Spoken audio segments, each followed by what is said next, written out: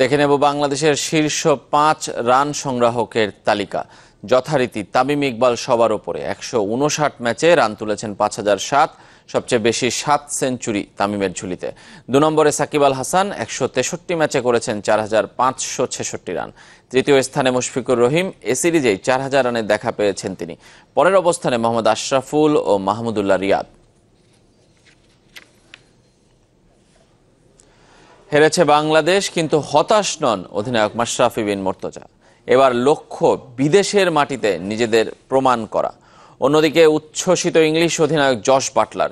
তরুণ ক্রিকেটারদের জন্য অভিজ্ঞতার সিরিজ ছিল এটি, মনে করেন তিনি।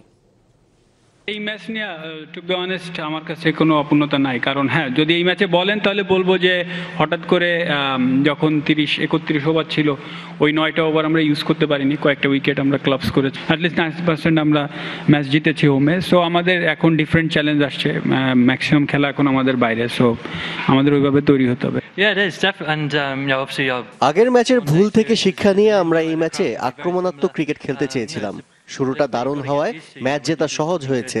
বাংলাদেশ শেষ ভাগে দ্রুত কয়েকটি উইকেট তুলে ম্যাচে উত্তেজনা ছড়িয়েছিল। প্রতিকূল কন্ডিশনে তরুণ দলকে নিয়ে সিরিজ জেতা সত্যিই আনন্দের। দেখে নেব সিরিজের সবচেয়ে বেশি রান আর উইকেট শিকারীর তালিকা। 3 ম্যাচে 1 সেঞ্চুরিতে 168 রান নিয়ে সবার উপরে ইমরুল কায়েস।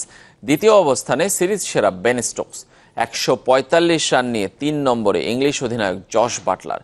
পরের অবস্থানগুলোতে বেন ডাকেট আর মাহমুদুল্লাহ।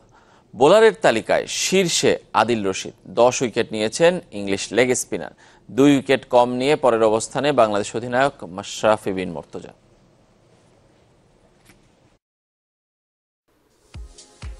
অনুগ্রহপূর্বক সংবাদটি শেয়ার করুন এবং খেলাধুলার সর্বশেষ খবর জানতে স্পোর্টস লাইট সাবস্ক্রাইব করে রাখুন।